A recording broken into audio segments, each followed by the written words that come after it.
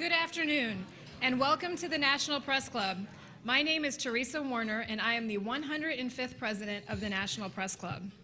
We are the world's leading professional organization for journalists, committed to our profession's future through programming and events such as this, while fostering a free press worldwide. For more information about the National Press Club, please visit our website at www.press.org. To donate to programs offered to the public through our National Press Club Journalism Institute, please visit press.org/institute. On behalf of our members worldwide, I'd like to welcome our speaker and those of you attending today's event.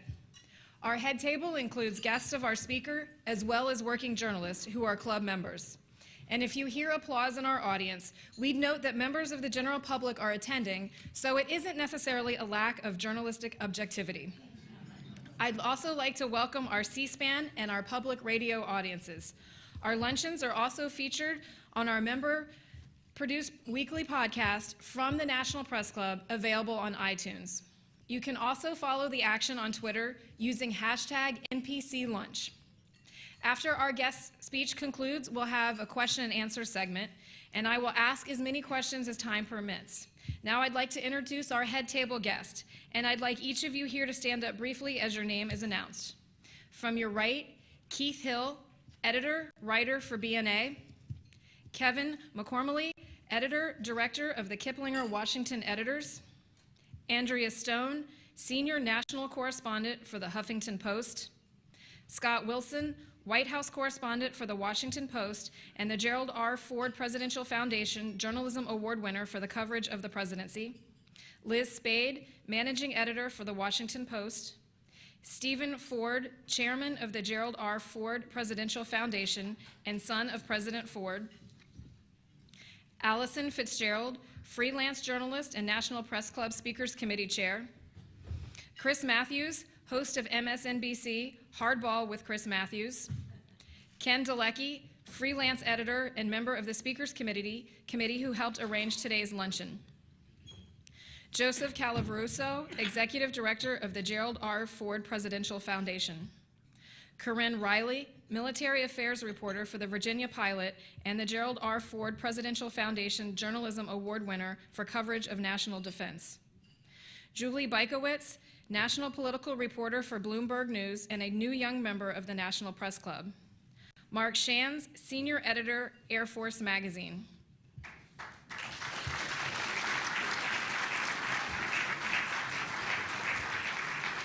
The National Press Club is once again honored to host the Gerald R. Ford Presidential Foundation for the presentation of its annual awards for outstanding reporting on the presidency and national defense. Our club had a long association with the 38th President of the United States with the foundation, which carries on his legacy. Gerald Ford spoke at the podium a record 18 times, appearing before, during, and after his presidency. Some of you at this luncheon have personal recollections of President Ford's brief but historic presidency and his many years of public service. The loyalty he inspired among friends and associates is a tribute to the kind of person he was. President Ford died in 2006 at the age of 93, and his wife Betty died last year on July 8th, also at the age of 93. Reporters who knew President Ford admired his dedication to a free and unfettered press, although the press and Saturday Night Live were not always kind to him. The late Hugh Sidey of Time magazine covered many presidents and was a distinguished member of our club. He once said that Ford was the only president he knew who genuinely liked reporters. Former Secretary of State Henry Kissinger, a member of the Ford Presidential Foundation Board of Trustees, once told us that Gerald Ford was probably the most normal person ever to assume the presidency, perhaps because he didn't seek the office in the first place. The awards being presented today were established to further President Ford's support for a free press and the vital role it plays in informing our citizens and preserving our democracy. Stephen Ford, one of President Ford's sons and chairman of the Gerald R. Ford Presidential Foundation, will now make this year's awards, assisted by Joe Calaveruso, executive director of the foundation. Mr. Ford?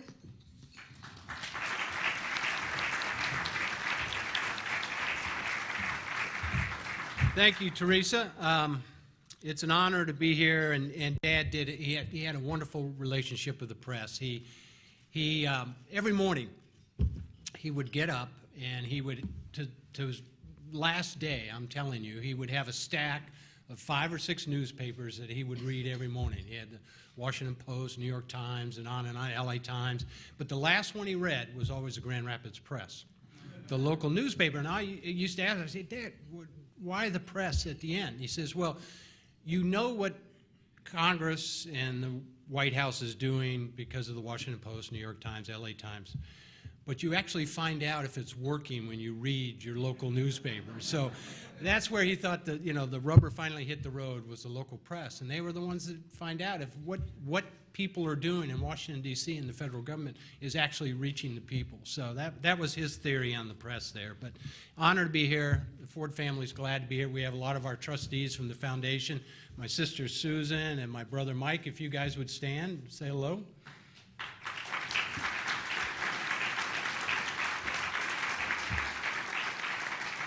I want to thank Chris Matthews for being here, and I want to thank the winners. We're proud to have you here. Every time I come over here, I think of all the stories that you guys missed and didn't cover. And I was sitting at the head table here, and there was a story that Dad and Mom had a dog, Liberty, beautiful golden retriever. And one night, Liberty had to go use the facilities out on the south lawn of the White House. And she went over there and she nudged Dad, got him out of bed, and Dad had his pajamas on. He put his robe on, his slippers. He took the dog, Liberty, down the stairs, down the elevator to the diplomatic entrance at 2 in the morning. He goes out the diplomatic entrance with the dog, and he walks out on the south lawn. The dog does its business. He turns around, and the Secret Service have not realized he's left the building. The next thing you know, Dad is standing at the door because the door has been locked in his pajamas with the dog knocking on the door to get back in the White House. So that's a story you missed. So, well, let's get on to the business of our winners here, the most important part of this day. And I'm going to start with our journalism awards, the Gerald R. Ford Journalism Prize for Distinguished Reporting on National Defense in 2011. Our winner, Corinne Riley. The judges for the National Defense have selected Corinne, the Virginian pilot, as the winner of the 25th Annual Gerald R. Ford Prize for Distinguished Reporting on National Defense. From this remarkable group of entries, the judges selected Corinne and given her this award. Ms. Riley's poignant writing, which covered the NATO combat hospital in Kandahar, Afghanistan, was both horrifying and riveting at the same time. I can tell you personally, and the judges would say the same thing if they were up here today, you could not put her work down once you started reading the series of articles. This series, aptly entitled A Chance in Hell, described a military system that fights with equal determination for survival of all its seriously wounded patients, from soldiers in the field to Sam, 80 years old, to a 10-year-old Afghani child shredded by an IED. Ms. Riley's stories provide a window not only on the trauma to the injured soldiers, but to the emotional impact on the international medical teams and caregivers who treated those soldiers. In a very direct way, this set of articles helps bring the reality of war to a public largely disconnected from that war. The judges were impressed with the clarity of Ms. Riley's writing, her straightforward conversational style, largely without the flourish of adjectives, but nonetheless powerful and profoundly moving. The judging panel felt that her work helped foster better understanding of national defense issues and more than admirably met the Foundation's criteria for quality, insightfulness, resourcefulness, and brevity. If you would please come up and we'll give you that award.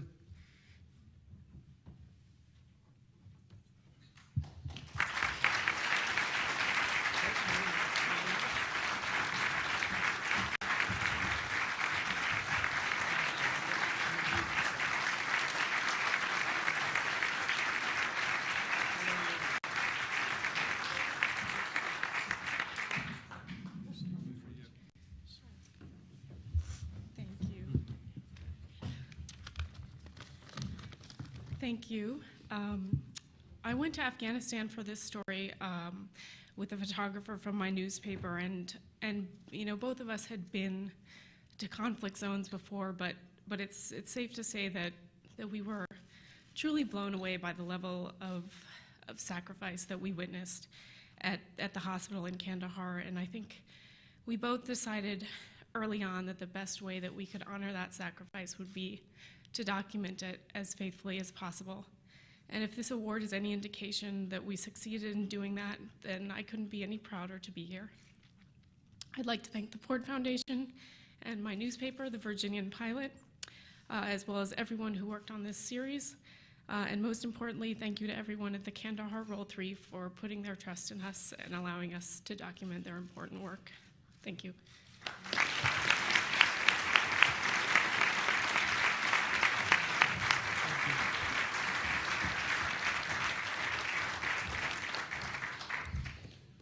Our second award winner is for distinguished reporting on the presidency.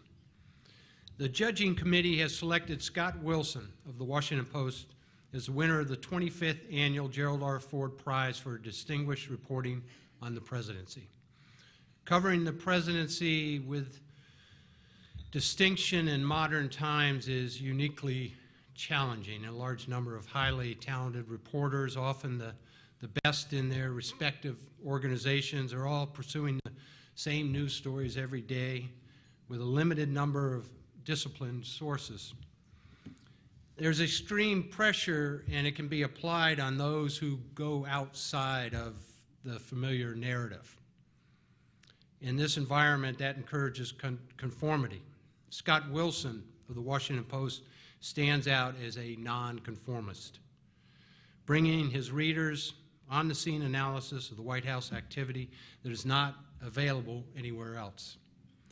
He readily places events in historical context. He illustrates colorfully with anecdotes and firsthand observation. He explains motivations. He reports both on what the president does and, equally important, on what the president does not do. In short, he educates his readers and helps them put in the confusing din of daily news coverage into an understandable context. Wilson is able to write critically without being offensive or partisan. He reaches out broadly to sources both inside and outside the White House, yielding an even-handed perspective on the performance and results of the Obama presidency. He is equally at home with domestic and foreign policy, politics, and personalities. Wilson is adept at spotting a trend and explaining it, and his reporting frequently becomes the instantly accepted wisdom in Washington. Scott Wilson writes for the serious reader and consistently meets that reader's expectations. In every respect, the judges found his reporting on the presidency in 2011 outstanding. Scott?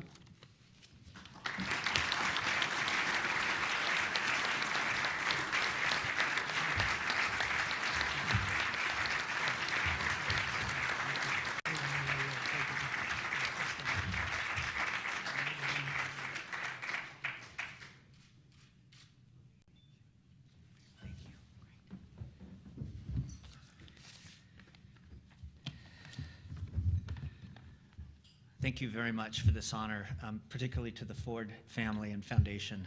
It truly is humbling. It means so much to me and to my family, especially my kids who got out of school to be here. I can already feel the pressure building for next year as a result. I began covering the White House 3 years ago. It was my first national assignment and follows 8 years of reporting for the Post from overseas, where witnessing, describing, and explaining were the hallmarks of foreign correspondence, chiseling the small cracks in the cement wall around this president to get a glimpse of who he is and what he believes has been an entirely different challenge. It is one I would have been unable to confront effectively or maintained my sanity trying without help from my exceptional colleagues. It can be a hugely frustrating assignment, fast-moving, staged, often superficial, and having editors and reporting partners who are committed to depth and originality despite the often competing imperatives of speed and spice in the hyper-competitive internet age has made my learning curve a lot less steep than it would have been, and my reporting a lot more fulfilling. This prize is honoring one person for work that many people have had a huge part in producing. The stories are the result of countless hours of brainstorming, argument, painstaking editing, and in this media age, the generous promotion of colleagues who make me so much better than I actually am. I'd like to thank some of them who took their time to be here today. First, my managing editor, Liz Spade, who had the confidence in me to give me this assignment and has been an encouraging, inspiring force behind it ever since. My national editor, Kevin Merida, whose work as a writer on everything from the NBA to Clarence Thomas to candidate Obama, I had admired long before I began working for him 3 years ago. He is a great inspiration and steady hand, an editor you want to do your best for. It is a privilege being part of his staff.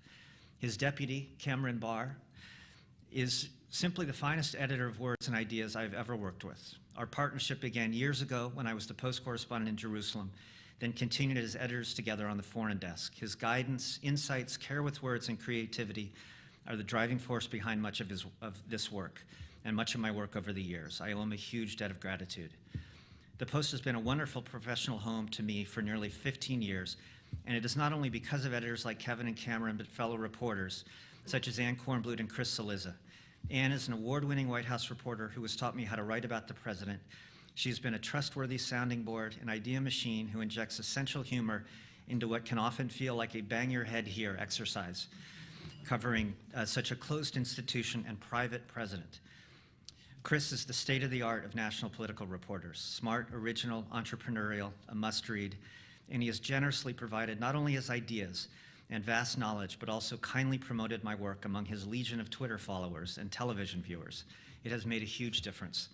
To all of them, thank you. It's an honor to work with you at a place that, while undergoing rapid and sometimes bewildering change, is still committed to making a difference with its journalism. It is a great thrill for me to work for the Graham family. I trust them implicitly, which means a lot in this time of turmoil in my industry. Last but not least, I'd like to thank my wonderful family for putting up with me. My wife, Andrea, and my daughters, Kate and Meg and Ben, and my son, Ben. Sorry, Ben. I'm difficult. I bring my work home, literally and figuratively, and they have become used to it, first abroad and now here. But their curiosity about what I do, sometimes confusion about what I do, and patience with me cure my frustration and self-doubt. They're a lot of fun and make this work fun too. Thank you. You are the best things about me, and thank you for being here to share this humbling moment with me. Thank you all.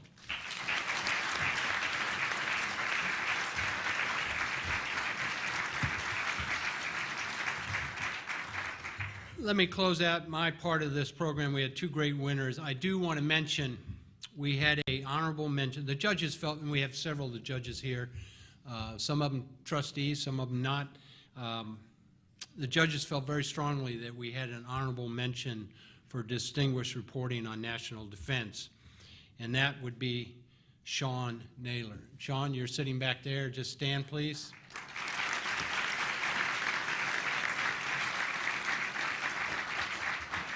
The judges for national defense selected Sean of Army Times as the winner of the 25th annual Gerald R. Ford Prize for Distinguished Reporting as an honorary mention. For honorable mention, the judges selected Sean. The panel felt that Mr. Naylor's articles provided persistent insights into a volatile, dangerous, and strategically critical part of the world. His in-depth research, excellent sources, and ability to connect the dots provided important information on an area that has to date received relatively little attention in the press. So thank you very much. Teresa? Thank you, Mr. Ford, and congratulations to this year's winners. President Ford once said that I have had a lot of adversaries in my political life, but no enemies that I can remember. One of Ford's political adversaries was Thomas P. Tip O'Neill, a liberal Massachusetts Democrat with whom he served for many years in the House of Representatives. Despite their political differences, O'Neill and Ford were friends. The Gerald R. Ford Presidential Foundation will be honoring that friendship with an award in O'Neill's honor at its annual dinner tonight. O'Neill was Speaker of the House from 1977 until his retirement in 1987.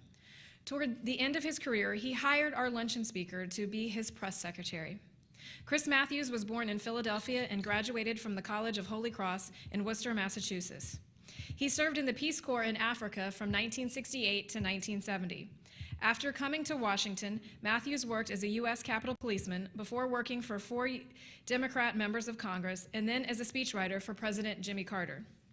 He worked for O'Neill for 6 years during the Speaker's epic legislative and political battles with President Ronald Reagan.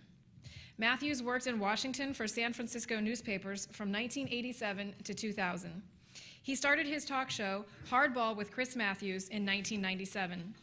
And in 2002, he started the syndicated weekly political talk show, The Chris Matthews Show. He is the author of 6 books, including Hardball, How Politics is Played. Ladies and gentlemen, please join me in welcoming Chris Matthews to the National Press Club.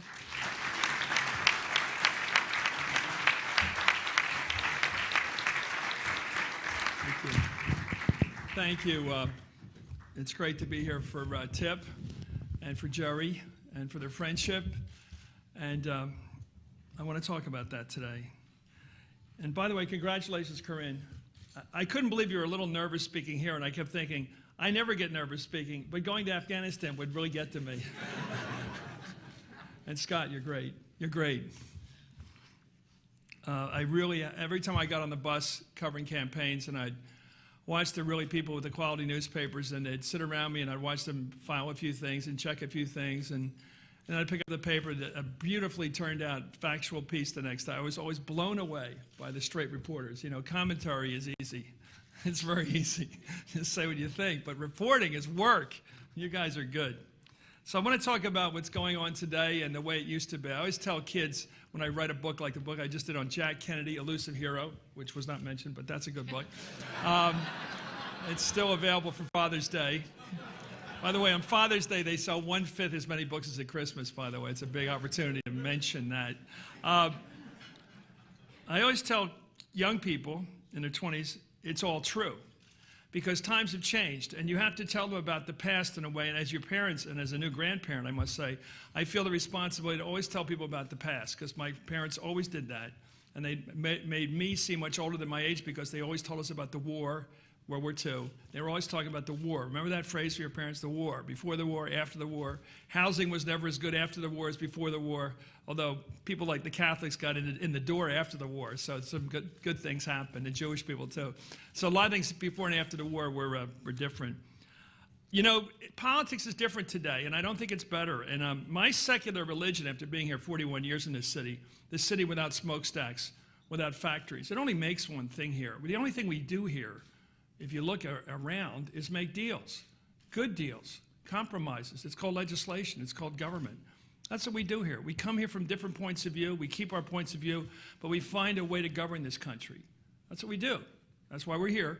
That's why we cover it, because it's important how we run this great country.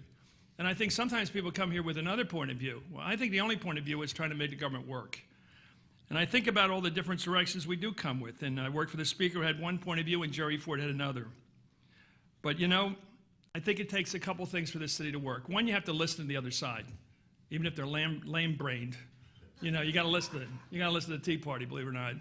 They might have something, maybe. You have to listen. You have to listen. You just have to listen. It's like being married. You know, the guys get all the good girls listen. And two, you have to be willing to negotiate. Because if you don't negotiate, you'll never make a deal. You'll never arrive at any agreed-upon direction for the country. If you don't do that, we don't have a direction. We just have chaos.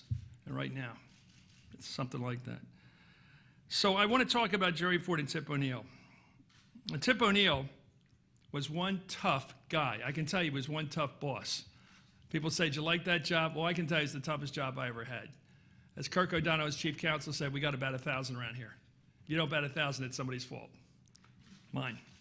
So I knew how tough it was. It was always tough. But Tip O'Neill had one great quality that made him a man of the house. He loved it. He loved that place. And that's it's like San Francisco. If you go out there and love San Francisco, they'll love you. I work for the papers out there. The one key ingredient, when you go to San Francisco, tell everybody you meet, I love this city, and you'll be incredibly welcomed. Because loving the city is what unites everybody. What makes you a man or woman of the house is you love the house.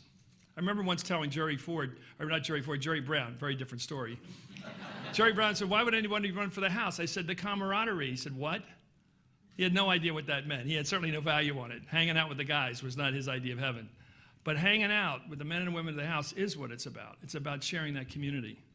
Tip O'Neill, like Jerry Ford, loved the floor. They were both floor leaders. They liked being out on the floor. They liked being where the action was. They loved the cloakroom. The Democrats had their cloakroom. Chez Ramon, there's this guy he only cooked was boiled hot dogs and tuna fish, but everybody would go there for lunch. He loved Codels, dare I say junkets. They loved them. And it's the best thing in the Congress is junkets, because it's a time for the husbands and the wives to get together with each other, and it creates a wonderful friction remover, where you're able to actually, when you get really mad at the other guy, your wife will say, but you like that guy. I know you like that guy. And it's an amazing thing how it cools things down on both sides. Junkets work. They're expensive, but after 2 weeks together, you're probably going to be friends. I found that every time I got on one, I loved it. He also tipped like the food in the House dining room. I maybe was the only guy that did, but he loved it. he loved anything they had in there. He loved the gym. His idea of going to the gym was grabbing a handful of cigars and saying to his secretary, Emma, I'm going over for a rub. You had to be there. They loved the other members of the Congress on both sides of the aisle. I mean, he had a few people that bothered him greatly. He used to call a group the Three Stooges. Now, that was a moving group of people. They were all troublemakers. They were part of the Go-Pack crowd. Gingrich was always one of the Three Stooges. He had a permanent membership in the Three Stooges. The other was Bob Walker from Pennsylvania, the guy who was always on the floor, making sure they never got a pay raise. One time they had to say, there's a phone call. It's like high school. There's a phone call for you, Mr. Walker. So he runs out to take the call, and they pass by unanimous consent, their next pay raise. This is how it worked. You know, it didn't happen that often, but it was somewhat mirthful. In fact, Jack Murtha did it. He was the guy behind. We got it this time, Tip. We got it this time. That was Murtha coming in the door. His friends weren't all Democrats. I tell you, he had some really close friends. George Bush Sr. was a close friend of Tip's. And I think that's because they both loved the House, because the House is something that George Bush, if you think about it, won completely on his own when he was elected from Harris County, from Houston. He didn't get in there because of the coattails of the president, of Reagan, or any of that stuff, or being like Reagan, or saying he'll be Reagan's third term. He got elected to the House on his own. And I think that always means a lot to an office holder, to have it all on your own. I mean, he was like Nixon wanted to get elected on his own. That's why he didn't use Ike till the end. You always want it on your own.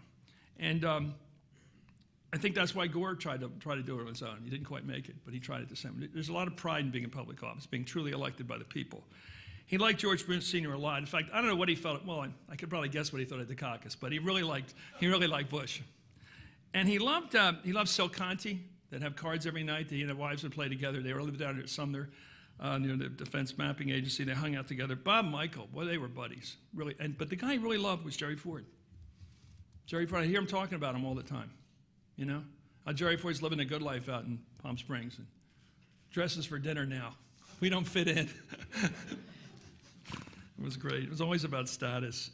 And I could tell when his real friends were around, because his face would crinkle into a real non-political smile. When Tip O'Neill would have the real Tip O'Neill smile, that crinkly Santa Claus face of his, which he would get whenever his real buddies were around, like Murtha. Murtha would always come in. I love Murtha. And then Rusty would come in and be jealous of Murtha because he'd say, you just had Murtha sitting on your lap, didn't you?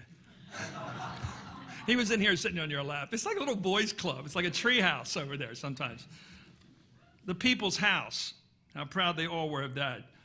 And compared to the august U.S. Senate, which Tip once said was filled with the idiot sons of the rich. But that's when he got really Irish, and I loved it when he talked like that. Talk more like that, Tip. Come on.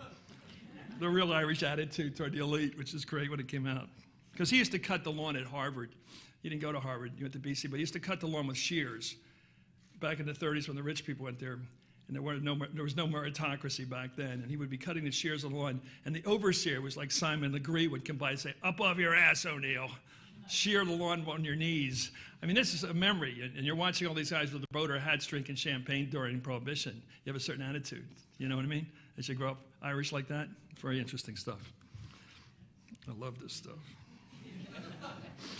You know, I think that he would sit around, and even members of Congress like Tip would save seats. He only had to run against the communists once. That was his only opponent in Cambridge. You got elected 50 elections in a row, primaries and general elections, but they weren't all close. But he had to worry at home. The great thing about the House compared to the Senate is you have to stay in touch because they have elections every 2 years. And even if you're in a safe district, an inner city district, for example, you got to worry about the young opponent. You got to be home. And that's why you're right about reading the local paper. Tip would be in the room. I'd go in the back room and there he was, the Globe. You just love the Globe because it told you what was going on at home. All politics is local. Somebody said that once. All politics is local. You got to keep track of what's going on at home. You know, I have a great respect for people who lead when it's tough, when you're politically incorrect, when it's not you that everybody likes. And Ronald Reagan, I think, is going to be remembered for his consistency in his career that proceeded well before his popularity. Just like Churchill. You're respected for being right long before it was popular. And that's how people keep track of you. They don't want people adjusting every year to what's popular or moving like a mood ring into what's working. They love people that are pretty consistent. And they said, yeah, he's been on that position for a while. I trust him on that. That's where he's been a long time. And he was like that. And Tip O'Neill, when I was with him, those 6 years were brutal. I mean, the nuns were coming at him. Be nice to President Reagan. That was tough. I mean, it was really tough. He wasn't popular. Liberalism wasn't in fashion for a number of those years, although we did pick up 26 seats in '82 on our little comeback year. But it was tough to be unpopular. It's tough to get on airplanes with everybody hating you.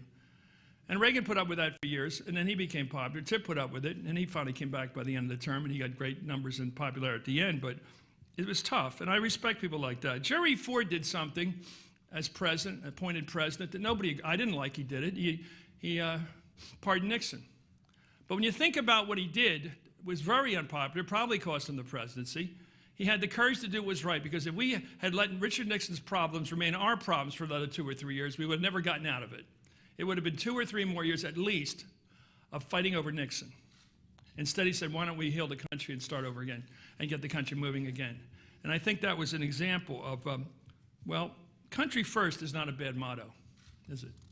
Country first, not you. So I was warned that when I went up to Massachusetts about 15 years ago, and I went out and looked up in the first pew at St. John's, where Tip was christened, where he's married and where he was buried, to see Gerald Ford in the first pew. It was nice to see that, because they stuck together. And I think most assuredly Tip would have been there for Jerry, friends. And that's the way it was in politics when I worked in it. And I got to love the cycle of the week in the House of Representatives. I loved working in the House. Monday was always comeback day for the Tuesday to Thursday crowd. Tuesday was the general debate. Wednesday was amendments, including the Republican vote to recommit from the minority. Thursday was always final passage. And usually when all the members would come in, it was great because it was just like in Mr. Smith. They'd all come in and sit there and watch closing debate between people like Gerald Ford and Tip O'Neill when they'd give it their best. And everybody'd be there. Great drama. It's great stuff. And I do remember one Thursday night, and I don't know who these members were, but I have always remembered this. They had a really hot debate. Really hot, the typical Thursday night debate. Sometimes there was even white wine drank at dinner, which made it a little more interesting. But it was a hot debate. And one guy had been yelling red-faced at the other guy from the other side of the aisle. And I'd been watching that. They'd been debating really heatedly. And as the room began to empty out and everybody went to catch their planes, Thursday night, it was a wonderful ritual. It was like an accordion just closing. Everybody's leaving. This guy walked across the aisle and said to the Democratic member, "What are you doing this weekend?"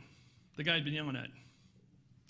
And after a bit of chit-chat, he said, say hello to your wife for me. Now that is what it was like. And that's what it was like the way Jefferson wanted it, the way Madison wanted it, and that's the way it was with Jerry and Tip, the old days. And I want to thank you for letting me begin my conversation with you about the current events, which are not as pleasant. But I want young people here, and there are some of them here today. Where are you? There you are. Younger than me. I'm a grandpop. It's all true. It really was like that. Thank you very much.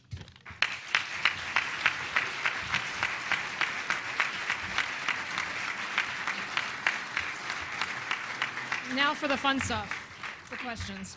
Sure. Do you feel that hardball political talk shows like yours is partly responsible for the growing lack of civility in our political discourse? Not at all. I think it gets it off your chest. And I think it can. I think that some tendency of people to only watch their own show is a mistake. I think you ought to look around. I say, take a look at Fox once in a while. If you don't like it, take a look at it. Make sure you don't like it. In fact, maybe you won't. But I think you're crazy to go by when the days of Walter Cronkite are over. That's the way it is. It's not going to work again. It's too complicated. It's too many points of view.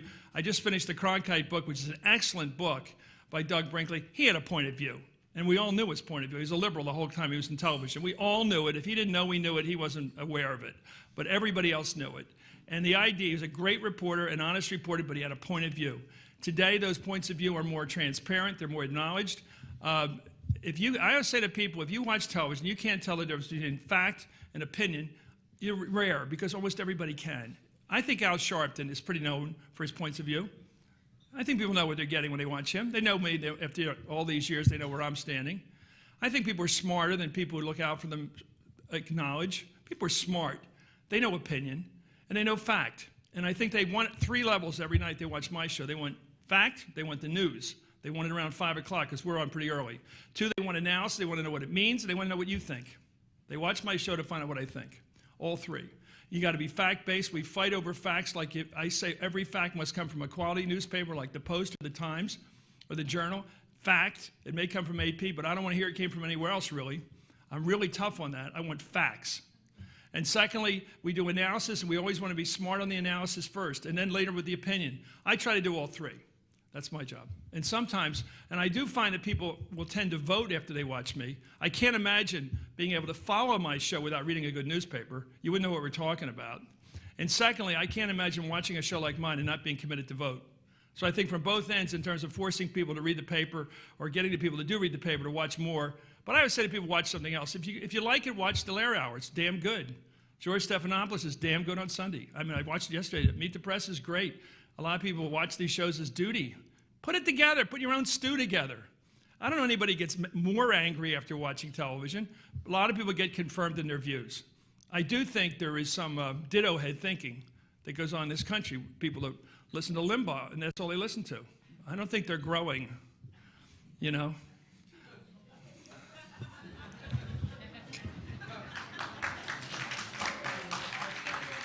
How would you rate your show? Very left, left, down the middle, right, very right?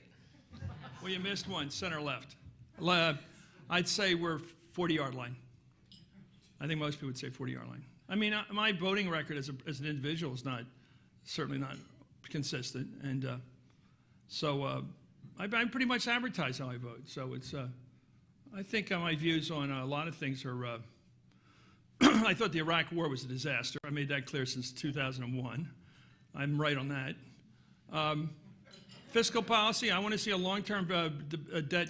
I'd like to see, my daughter worked for the debt commission for Simpson Bowles. I think the president should have staked out a position day one in support of it. All right, they got 11 votes. I didn't get 14, but it's good enough for me. I'm going with it.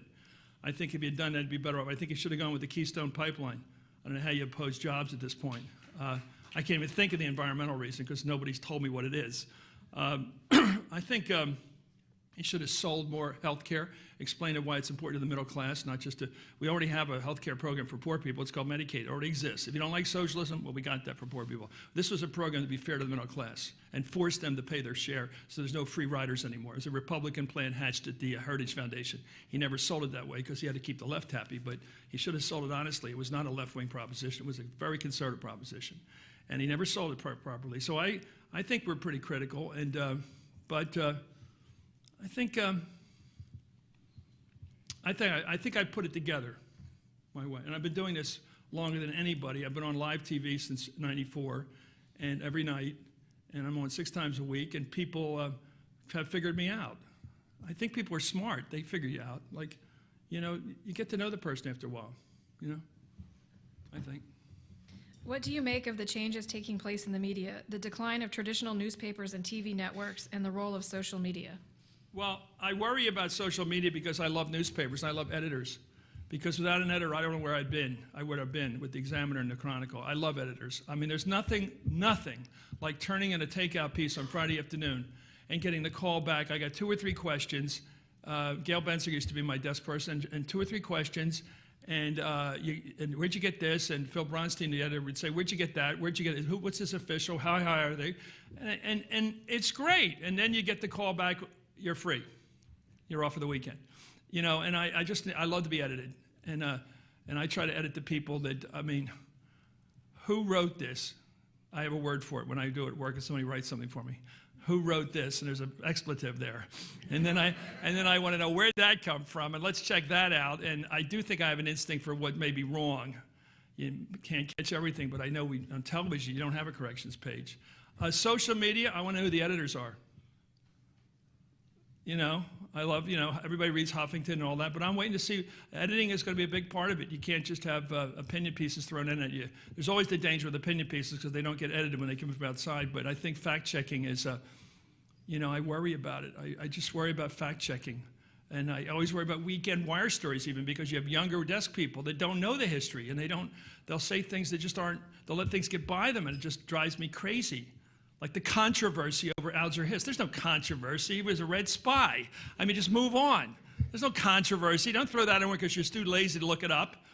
You know, I think I like to see adult editors. But on social media, I do worry about it because people have come up with something they saw on a blog somewhere. And I say, where'd that come from? Well, I read it on a blog. I said, well, yeah. Why don't you not pay attention to blogs? How about you don't read any of them? That would be my view. You know, it's easy to keep sane that way. But some people, is that Saliz over there? Saliz, I didn't count you. You're a real journalist in a real newspaper, quality newspaper. And that's different than just somebody in their basement, you know, asking for pancakes after they brought down the government. Hey, Mom, I guess what I just did. First of all, get a job. So I don't have much patience for this. I'm making enemies now, which is part of my life. But I do like journalists. I love straight reporters. I am fascinated by the ability every day of the A1 reporters that write for the first page. They are astoundingly good. Their editing is incredibly good. What goes in at the Post and at the Times and the Journal, in the editorial, in the news sections is just spectacular. And the quality of the op-ed pages in the Times and the Journal, well, the Times and the Post, are really good. I mean, the screening that goes on, the filter that goes on, they have the best pieces in there. We have great journalists. I get up in the morning, I read the Washington Examiner just to find out what the other world is saying, which I find fascinating. It's a shopper. It's really got a lot of items. It's got a late deadline, I think. A lot of little items, and Steve Smith edits that. And it's got some right-wing people that are good, smart conservatives like Byron York and people like that are really good. I really pay attention to him. And then I read the Washington Post, but I read it all different ways. The Phillies score, the stupid scuttlebutt in the second page of Style, which I always check. I know I knock it, but I always have to check it. I always read the op-ed page, and I work my way through the A section, all the way through it up to the great diplomatic stuff and the stuff by, what's his name on that page right before it? What's that thing? Al Kamen is fabulous. Al Kamen is fabulous, you know, that stuff. And then I read the Times because you have to get ready for the Times. You have to do a little homework. You have to get your speed up like a rev. Be able to read the Times. You have to work on it. And if you're in New York, you can read the New York Post, but you got to get ready for the Times to read it. And then if I'm really ambitious, I go through the Journal. But my wife reads that. She's in business. But I think you put all that together, you know a lot. I don't know any country in the world is as good as lucky as we are to have that array of papers at your doorstep or in your driveway. And then if you want to know more, just turn on your Sirius XM radio and listen all day to one of the 3 news networks. And I flip around. CNN is fabulous. I flip around from CNN. And I check Fox, because some of them are okay. Some of the people are okay. I'm not big on Sean. But O'Reilly's kind of a mixed bag. He's not a simpleton right-winger. He's an angry Irish guy who didn't get in the club. But there's something to him I do find unnervingly true sometimes. I do like his attitude. But so it's fun. I mean, I think people have to put their own studio. I give this speech to everybody. I said, there's not going to be somebody like Uncle Walter who's going to tell you exactly what happened because, you know, they had a point of view. It's establishment liberal.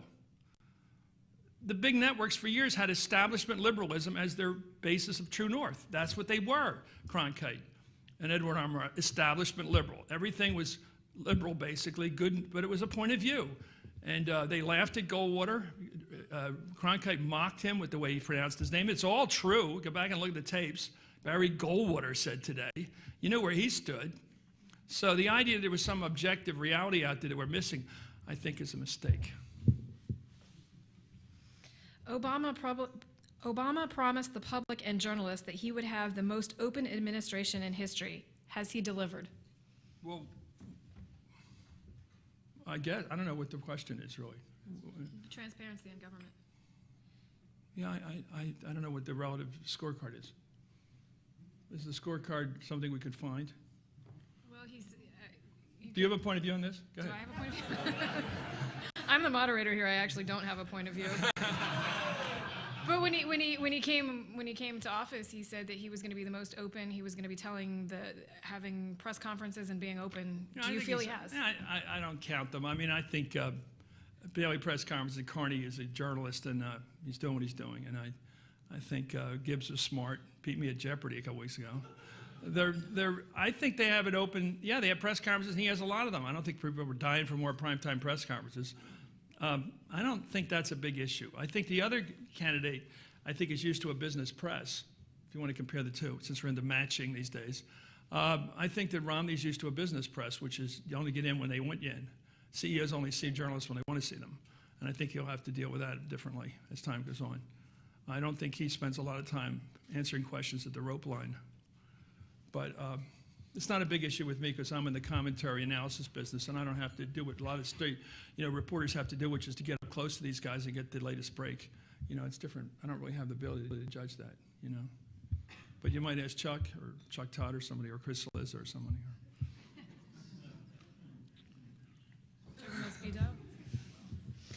In your opinion, why has compromise become so unacceptable in Congress? Because of the way the voters are behaving. I grew up in a ticket-splitting state of Pennsylvania, and everybody from Pennsylvania knows what it was like. You would vote for the state rep or the state senator because you wanted your kid to get a state scholarship. There's one of these gimmicks. You got to get the state scholarship if you knew the state senator. And you'd vote for the congressman because you're hoping your kid would go to one of the service academies. Now, that may be the way working where I grew up with aspiring middle-class people. That was the way they looked at things. You had to have an edge. And also was a state of basically a purple state where you had almost every election, except two in the 20th century, were split. If there was a governor and a senator running that year, it always went both ways. It always did. So Hugh Scott would win the same year that George Leader would win for governor, going way back to the 50s. It was like this all the time. Bill Scranton could be very popular. Jack Kennedy could win the state big. It would just be, it was always a ticket splitting. Well, there aren't many ticket splitting states left. And I'm told by experts on the numbers that this year is going to see less ticket splitting than ever, that people are going to vote straight. Now, Massachusetts could be an exception because obviously Scott Brown's in the running, at least in the running. He may be even slightly favored. And but generally, people are going to go vote. If they vote for Clara McCaskill, they'll probably vote for the president. But if they don't, they won't in either case. I mean, I look at the trickiness over in how do you vote for George Allen and Barack Obama? How's that work? Ha! That's a tricky one. That's a tricky one. I think that it's so people are towing their vote. The other thing is the way our districts are broken up by neighborhoods, which are segregated, obviously, in this country. Racially segregated neighborhoods. So you have, if you're a black member of the Black Caucus, your only fear is a younger person to your left. If you're in Utah and you're Republican, your only worry is a younger person to your right. So you never can err by going to your left if you're a member of the Black Caucus, or go to the right if you're from one of the mountain states or conservative states. And so the tendency is always to hedge toward the safe end of your party spectrum. And so if you're a liberal, you're probably 100% ADA rating. There are a lot of 100%ers out there. Why not? Why let somebody get to your left? I know in politics, it's always safer to be with your base. And therefore, these guys and women tend to vote with their base. It's the safest move. And you figure you'll fight it out for the independents. And I think I talked to a member of Congress the other day who just got beaten. Pat Murphy said there's only 40 House seats that are really up for election every year. 40 House seats. The rest are all taken. You can't lose a general election. Now in California this year, it's going to get weirder because they have a new kind of system where the top two vote getters get to run in November. But that's probably going to be two Democrats in Democratic seats. It's not going to be a big surprise. So the voters are basically, because the way we've been apportioned and gerrymandered, you don't have many seats. You do have them in places like Bucks County. Around the country, you'll see these seats that are actually swing seats. and they're tough. And a guy will hold it like 4 years, then somebody else will come in there. Fitzpatrick 1 year, Murphy the next year, back and forth. Pete Kostmeyer, Pete Beester before that, back and forth all the time. Greenwood had it for a while, Jim Greenwood. I mean, these seats are, but how many seats are like that? Dingle, still here? I mean, all these guys are here for a long time. Massachusetts doesn't change. And in Texas, it's going to be more in a one-party state. So when you have this one-party districts, you're going to have this kind of voting where they don't want to risk going to the center because some young kid will come along and say, he sold us out. He's not a real Tea Partier. Lugar just got bumped. Bob Bennett got bumped. These guys are getting bumped. And I'll tell you, I don't think Orrin Hatch is in from the cold yet either. He could get bumped out in Utah. And it's sad. I think that you can't put it together yourself the way reasonable people do, which is they don't buy the blue plate special. Very few voters are, they love unions, they're pro-choice, they get down the list on every single thing, they're against free trade. I mean, are there people like this? Yeah, there's some, but I think there are about 30% on either side who are just down the line, left or right. And I like it when people stand up and say, actually on this issue, I'm not with the party. I disagree with it, but you hardly ever hear that, and then you're marked as some kind of a pro-life nut because that's the one issue you disagree with the party on, like Bobby Casey or somebody like that. His father was always put off like that. But if our voters become independent, we'll have more independent politicians, I think. What do you? Sobering, isn't it? What do you think the biggest mistakes that the Obama campaign and the Romney campaign have made so far? Well, Romney hasn't made many mistakes. He has a strategy of being the last man standing. He doesn't try to sell his personality. No, I mean it. The guy all he has to do is it's like roller derby, just knock the other guys off the court.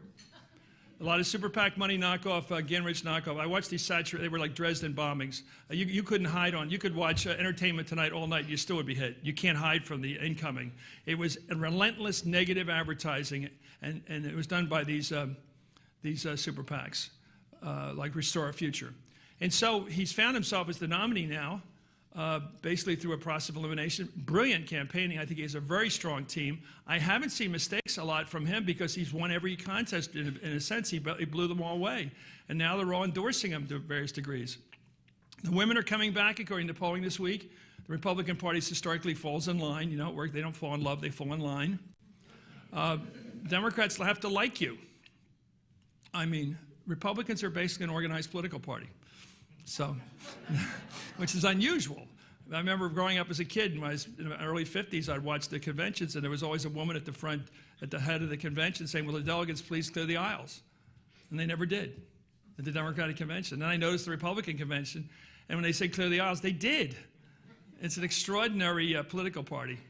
They're obedient. And Democrats just see who has the hot hand. Who's got the hot hand? Oh, this guy Barack. In a million years, the Republican Party wouldn't run a guy named Barack Hussein Obama. A million years, they wouldn't do it. They got to run a familiar name. Nixon, 52, 56, 60, 68, 72. Bush, 80, 84, 88, 92, 2000, 2004. Oh, let's go for a real wild guy. Bob Dole, 76, 96. But the Republican Party insists on you being around a long time, having lost a number of times, beaten up a number of times, going through this horrific hazing, and when you're really almost through, they run you. This they did. They finally ran McCain that way. They ran this guy, Romney, good family, been around. I knew his father. That's perfect Republican. You'll get in the club with that one. And these other guys come out of nowhere. Jimmy who? Bill Clinton? What club would that be? I mean, it's unbelievable. They're totally different political parties. And by the way, when you lose as a Republican, they run you next time. And the Democrats, you lose, they shoot you. And so that's why people like Al Gore have to go grow a beard and go into a cave somewhere. And that's why nobody knows where Michael Dukakis is right now, because no one has ever asked where nobody can. It's amazing political party. You lose, Jimmy Carter, it's unbelievable. If you lose the Democratic Party, you're finished. If you're losing the Republican Party, come on back. Jack Kemp, he's available. Let's put him on the ticket, 96. Put him on the ticket. Let's bring Dole back. 20 years later, they brought Dole back. Who wanted that? It's a totally different culture. It's a wait your term political party, and the Democrats are a hot hand political party. And the advantage of being a Republican is you're always forgiven for being beaten because they beat you. They wanted to beat you up, and then you come back like four. You know, if Republicans had ran McCain the first time, it would have been interesting. You know, I always say if Nixon had won in '60 before all the embitterment and all that what happened later, it might have been different.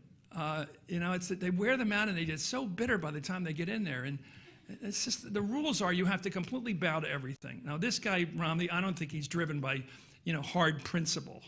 I mean, basically, whatever the guys at Liberty University wanted in the speech, I'm sure he was willing to give. I'm sure he'll tell Dan Senor and the rest of the neocons what they want to hear, General, everything they want to hear, because that's why they're there, to tell them what to say. And he'll do the same thing with Grover Nordquist on tax policy. Always put that D in there, by the way. It's Nordquist. Actually, it isn't, but I put it in there. And then the neocons, the cultural right, Donald Trump, proof of the pudding. Anything Trump wants, he gets. It's unbelievable. He worships him like the golden idol, you know, Baal. I mean, why? Because he wants to keep the party together. He wants all elements of the party. That's how he's going to win, because he said it the other day, I won 50.1%, and this is how I get it.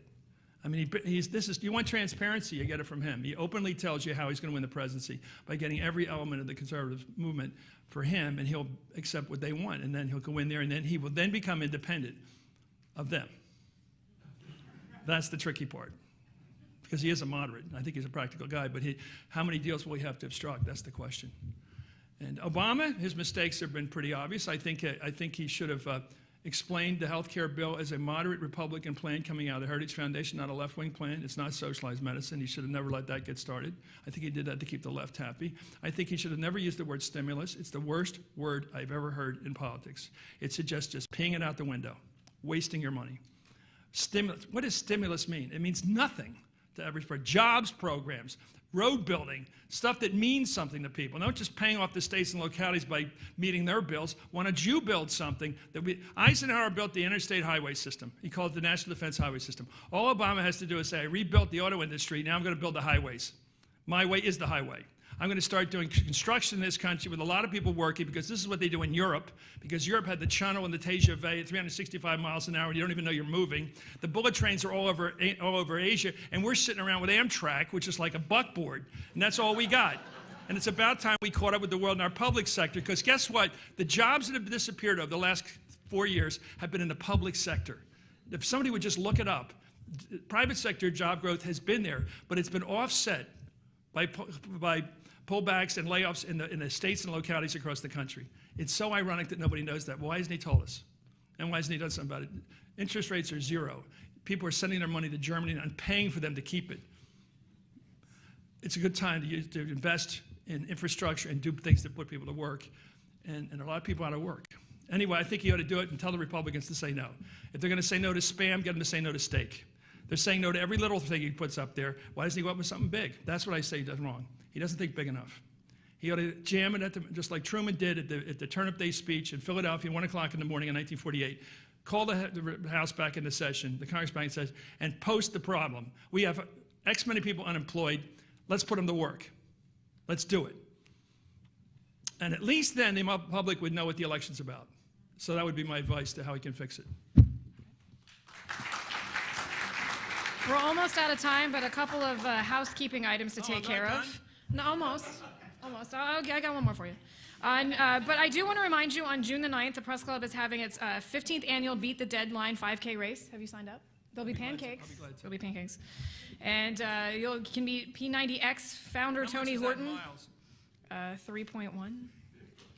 And you don't even have to run. You can just sign up to support. I'll eat your pancakes, too. On August the 28th, we have General James F. Amos, Commandant of the United States Marine Corps. Secondly, I'd like to present you with our traditional coffee mug, because this will make your coffee taste better when you're fact-checking. Thank you. And my last question for you is, what do you think about how you were portrayed on Saturday Night Live? Well, great. I mean, Darrell Hammond is a genius. Darrell Hammond does Clinton like he is Clinton's soul. You know, you never watch. It's so unbelievable. He's unbelievable. He gets to his soul. He has me, and he's done Cheney. I once went to Saturday Night Live, and I watched.